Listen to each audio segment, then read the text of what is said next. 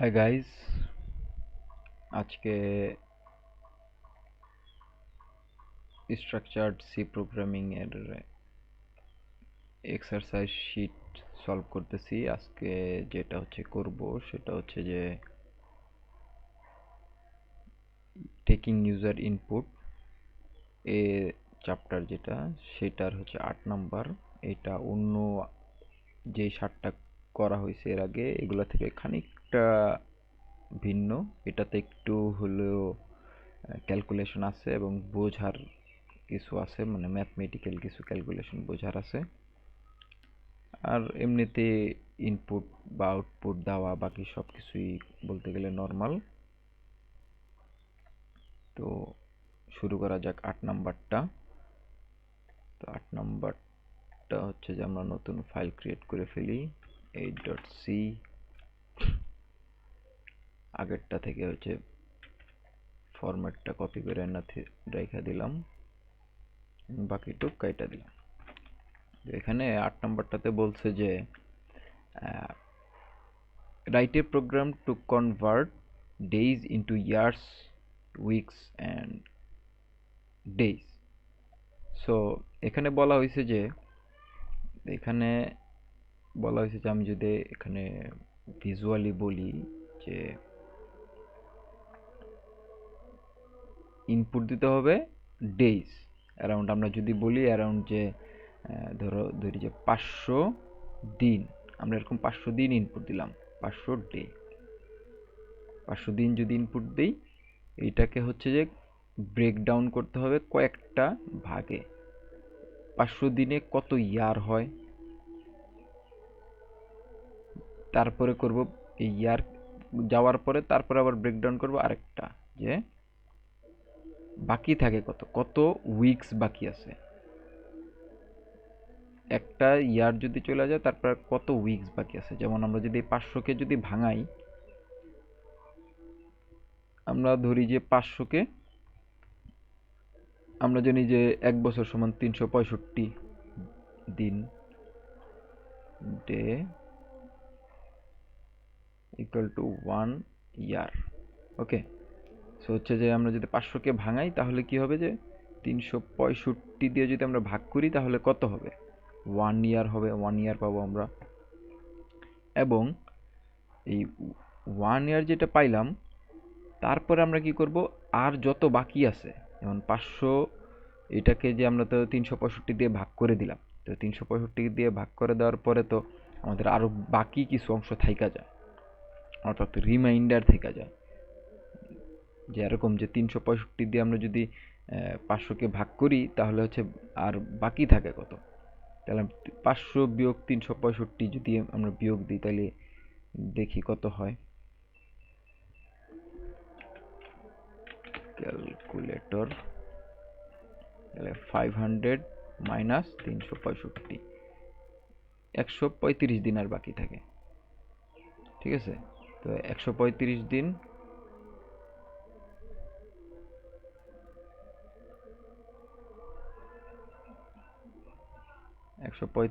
বাকি থাকে। এখন এইটাকে আমরা কনভার্ট করব কিসে, উইকসে।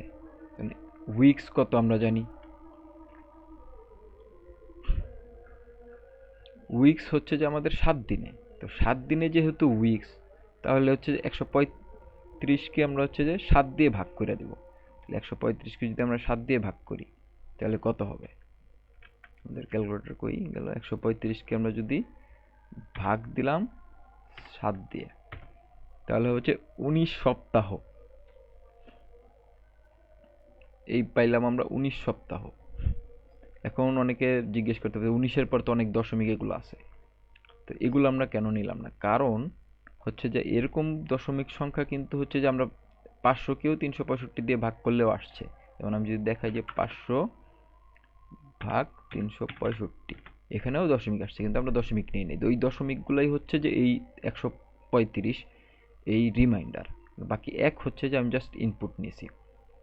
সেম আমি 135কেও 7 দিয়ে ভাগ করছি, তাহলে এখানে 19 সপ্তাহ আমরা পাই, এবং বাকিটা রিমাইন্ডার। ওটা থাকুক, ওটা ডেইজের ক্যালকুলেশন আমরা যা দেখব। তাহলে আমরা পাইলাম 19 সপ্তাহ। তো বাকি যা আছে রিমাইন্ডার, তো বাকি যেইটুক রয়ে গেছে সেটা কিভাবে থাকবে আমাদের, বাকি যেটা থাকবে সেটা পুরোটাই হচ্ছে যে আমাদের কি বলে যে ডেইজ। আমাদের তো এরপর হচ্ছে বের করতে হবে ডেইজ, বাকি আর কত আছে ডেইজ। ঠিক আছে, তো 135 যেটা আছে, এই 135কে হচ্ছে যে আমরা ভাগ দিছি 7 দিয়ে।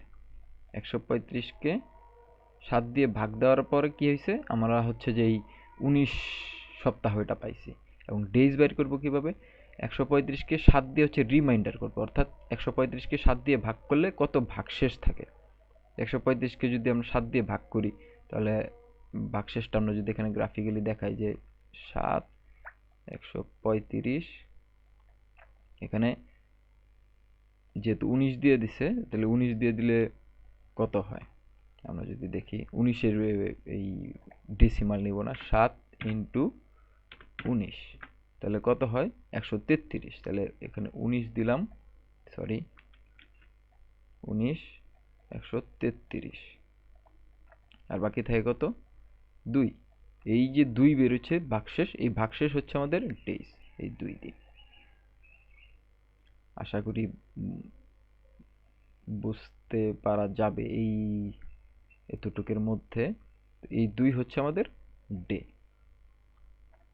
তো এইটাই হচ্ছে আমাদের ক্যালকুলেশন। প্রথমে আমরা হচ্ছে যে এই টোটাল যে ডে আছে, টোটাল ডেটাকে আমরা ভাগ দেব, এখানে আমি যদি কোডের মতো করে লিখি 500কে আমরা হচ্ছে ভাগ দেব কত দিয়ে, 365 দিয়ে।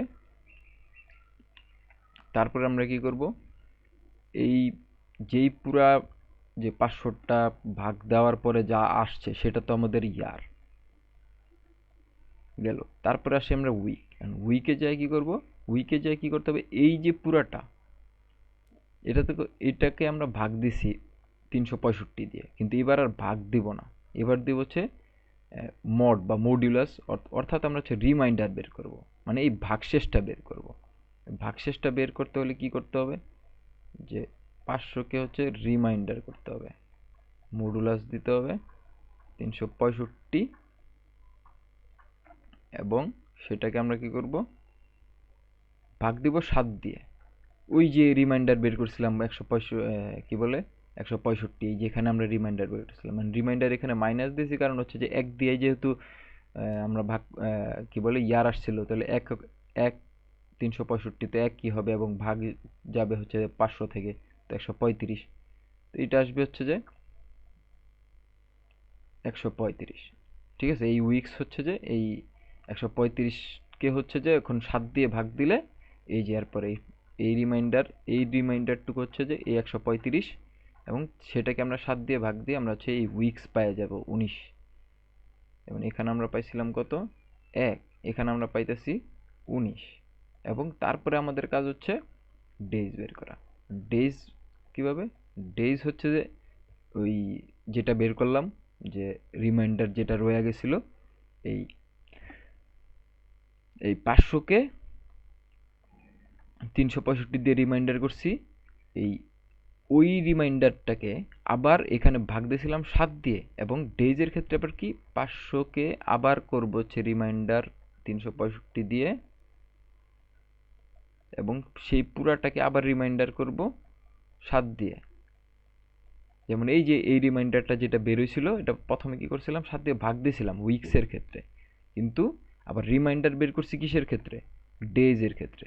সেম এইটা এখানে রিমাইন্ডারটা বের করলাম, দ্যাটস ইট। এখন আমরা জাম্প করি হচ্ছে প্রোগ্রামে, অর্থাৎ কোডে।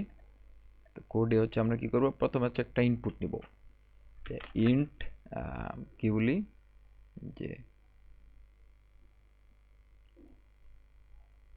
All days, all days input নিলাম, all days, int all days, এবং সেটাকে হচ্ছে স্ক্যানএফ দিয়ে স্ক্যানএফ ইনপুট নিচ্ছি %d, যেহেতু আমরা ইন্টিজার নিয়েছি সেহেতু হচ্ছে %d, এবং এন্ড অল ডেজ। আমরা অল ডেজ এই ভেরিয়েবলটার ভিতরে হচ্ছে সম্পূর্ণ হচ্ছে যে কি বলে নাম্বারটা, সকল যে ডে একদম ফুল ডে যেটা আমরা নিয়েছিলাম, ধরা যাক 500, এটাকে আমরা হচ্ছে ইনপুট নিয়ে নিলাম, এবং এখন আমাদের ক্যালকুলেশন শুরু। আমাদের ইনপুট তো নেওয়া শেষ, এখন আমাদের ক্যালকুলেশন হচ্ছে শুরু। তো এখানে আমরা করবো ইন্ট ইয়ার। ইয়ারে কি করব, ওই যে বললাম যে টোটালটাকে কি করব 365 দিয়ে ভাগ করে দিলেই হচ্ছে যে আমাদের ইয়ার পাওয়া যাবে, কারণ নিচে তো ইন্টিজার, তো এখানে হচ্ছে আর পয়েন্টের পরে তেমন কিছু আসবে না, কিছুই আসবে না। তো অল ডেজ ভাগ 365, এ হচ্ছে আমাদের ইয়ার। তারপরে আমরা ধরি int weeks, years and int weeks. তো উইকসে কি করব, এই টোটাল যেটা মানে যেটা হচ্ছে যে এখানে আমি 365 কি করছি এখানে যে ভাগ করছি, সেটা হচ্ছে আমি এখানে করব রিমাইন্ডার।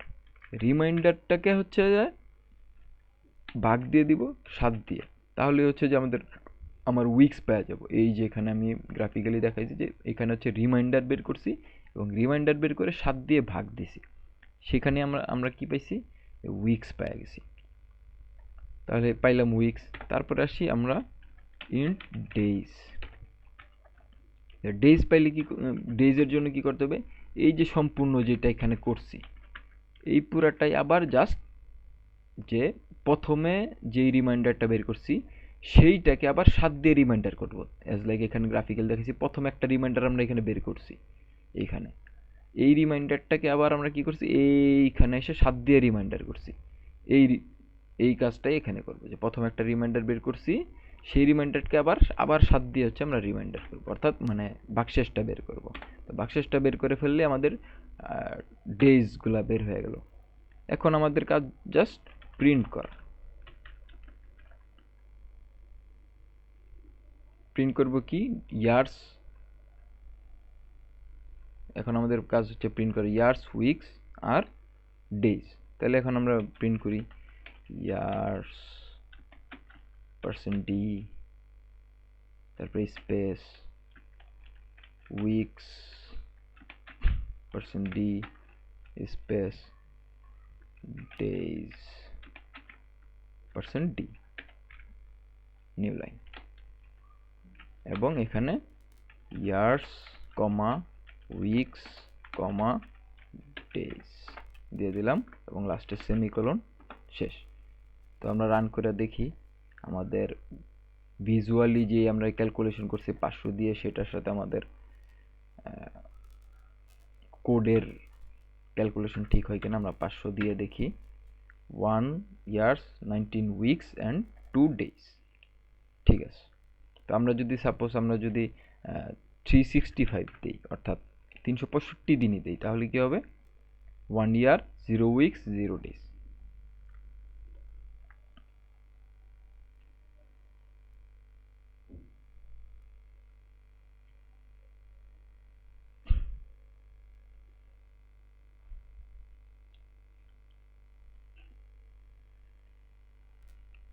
তো এই ছিল আমাদের 8 নাম্বার প্রবলেম। তো এই প্রবলেমের সলিউশন এখানে হয়ে গেল সি প্রোগ্রামিং এর মাধ্যমে। আমি C++এও আলাদাভাবে করে রাখছি, সেটাও চাইলে দেখতে পারবা, কোনো সমস্যা নেই।